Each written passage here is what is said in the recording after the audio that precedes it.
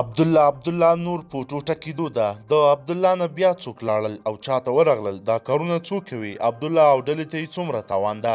ملګرو ویډیو را سره تر پایه وګورئ چې څه شوي دي. درنو لیدونکو السلام علیکم، وخت مو په خیر.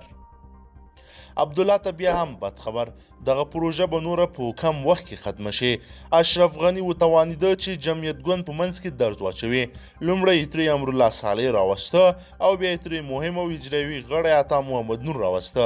اغېزه به یې په عبدالله او ګوند دومره زیاته وه چې تېرو ورځو کې احمد ضیا مسعود ترې لاره بېله کړه. خو نن بیا بل مهم غړی ادیب فهیم هم ترې لاره بېله کړه. ادیب فهیم داسې وایي: پخوانی جهادي قومندان مارشال محمد قسیم فهیم زوی ادیب فهیم د ثبات او همپالنې ټیم مشر ډاکټر عبدالله سره خپله سیاسي ملګرتیا پای ته ورسوله. ادیب فهیم پر فیسبوک لیکلی دی چې د کالونو مشر، ملګری او ورور یو سیاسي معامله وکړه. یو سیاسي معامله او څوکۍ د جهاد او مقاومت له ارزښتونو لوړه وشمېرله. که څه هم نوموړي په څرګند ډول د عبدالله نوم نه دی لیکلی، خو اشاره یې د ولسمشرۍ ماڼۍ او عبدالله ترمنځ د سیاسي کړکېچ طرحې ته ده چې پایله کې به یې عبدالله د مصالحې عالي شورا مشر شي کړې وه.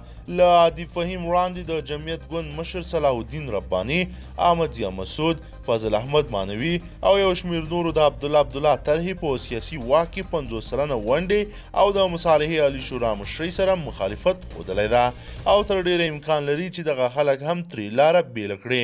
نو په دې پوه شئ چې نور په عبدالله کې څه نشته او ختم ده. اشرف غني تر ډېره په خپل پلان کې کامیابه ښکاري. درنو لیدونکو، تاسو د ادیب فهیم دغه کار په هکله څه نظر لرئ؟ له موږ سره یې حتما شریک کړئ. که چیرې غواړئ چې ورته تازه او مهمو پیښو څخه ځان ډېر ژر او په لنډو کې خبر کړئ، زموږ چینل د سره سبسکرایب کړئ او ویډیو د سره حتما لایک کړئ. تر بلې ویډیو مو په لوی رب سپارمه.